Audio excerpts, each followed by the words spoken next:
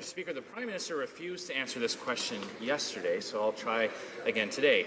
One fact in the recent violent confrontations along the Israel-Gaza border is undeniable. The riots that led to those tragic deaths were deliberately orchestrated by the terrorist group Hamas.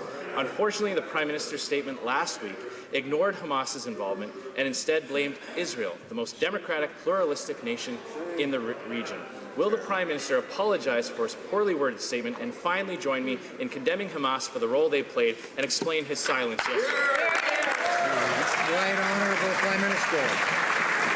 Mr. Speaker, last week I spoke directly with Prime Minister Netanyahu and explained to him that regardless of which country was involved, any time a foreign military sniper shoots a Canadian citizen, a Canadian civilian, we will have questions about that. We will stand up and express how concerned we are and ask to know exactly what happened. A Canadian doctor was shot by an Israeli sniper. This is something that we have to actually push back on and ask how that happened.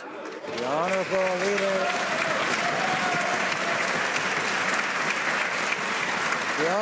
Leader of the Opposition.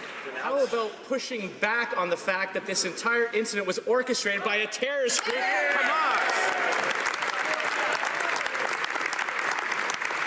This is shameful, Mr. Speaker. Here we are a week later, after the world has seen Hamas putting innocent civilians in harm's way just to achieve this very type of tragic incident. And this Prime Minister continues to place the blame unilaterally on Israel, a country that goes out of its way to minimize civilian casualties. Will the Prime Minister finally do what the entire international community has already done, condemn Hamas and recognize its role in this tragic event? Right Honourable Prime Minister.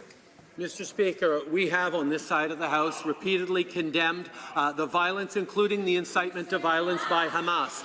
But I will express once again that I am proud that Canada is one of those countries in which support for Israel and friendship with Israel goes beyond partisan lines. And our government has continued to be a friend to Israel. There is, in fact, only one issue on which we deeply disagree with the Conservatives in regards to Israel is we don't think it should be a partisan domestic issue.